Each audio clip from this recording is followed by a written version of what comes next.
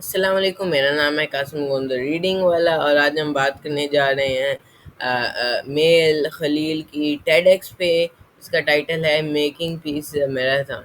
Basically اس کے دو moral ہیں. ایک تو یہ ہے کہ آپ کے ساتھ کچھ بھی ہو جائے، کوئی بھی فورس آپ کو نیچے رکھے، کوئی بھی آپ کو ٹریجڈی ہو، مطلب آپ کو کچھ بھی برا ہو جائے، آپ کو کبھی نیچے ہو کے ہار نہیں ماننی چاہیے. کبھی آپ کو اپنے اس اس سیڈنس کے ہول میں نہیں پھنسنا چاہیے. آپ کو تب بھی اٹھنا چاہیے، اور جو بھی ہو جائے اپنا اس گول کو پھر واپس اٹھ کر پھر اچیو کرنا چاہیے، کیونکہ آگے بس ایک زندگی ہے، اس کو بھی آپ ویسٹ نہ کریں. دوسرا یہ ہے کہ جو لڑائیاں ہوتے ہیں، کانفلکٹ ہوتے ہیں، یہ ڈفرینسز ہوتے ہیں، وہ ایک کلیبوریشن، مطلب کہ آپ دو لوگ جو مل کر ایک کام کریں گے، اس کلیبوریشن سے یہ ڈفرینسز ختم ہو سکتے ہیں. کیونکہ جب ایک انسان دوسرے انسان کے انٹرسٹ سے دو لوگوں کے ملتے ہوں، ان کا جو ہیٹرڈ ہوتا ہے وہ کم ہوتا جاتا ہے. تو میل خلیل کی کہانی یہ ہے کہ پہلے ایک بار وہ ایک ایکسپیرینس رہنا تھی، لیکن یہ سارا کچھ بدل گیا.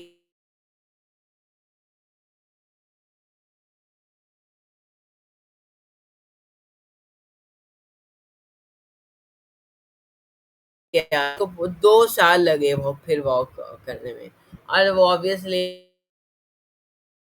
اب یہ رننگ کو تو نہیں پرسیو کر سکتی تھی. لیکن اس کا کیا یہ مطلب تھا کہ اب اس کے سارے خواب اب بس ختم؟ نہیں. اس نے ایک میراتھن اپنے ملک میں شروع کیا، لیبنان میں، یہ عورتوں کو امپاور کرنے کے لیے اور ایلڈرلی اور ڈسیبلڈ کو سپورٹ کرنے کے لیے. تو کچھ دیر بعد ہی اس نے اس میراتھن نے بہت سکسیس لیا، اور اس نے ایک نیشنل فنومینا بن گیا. آپ خود تو نہیں بھاگ سکتی تھی، اور اس نے پھر بھی اپنی یہ ڈریم پرسو کی کہ دوسروں کو مطلب امپاور کرنا ہے کہ بھاگے. اور اب لیبنان کی طرف جاتے ہیں. لیبنان اس وقت بہت کرائسس میں تھا، وہاں پہ سول وار تھا، خون تھا، لوگ مر رہے تھے، رائٹس ہو رہے تھے. لیکن اور اس ہوپلیس مومنٹ میں کا جو میراتھن تھا، وہ لوگوں کو قریب لایا.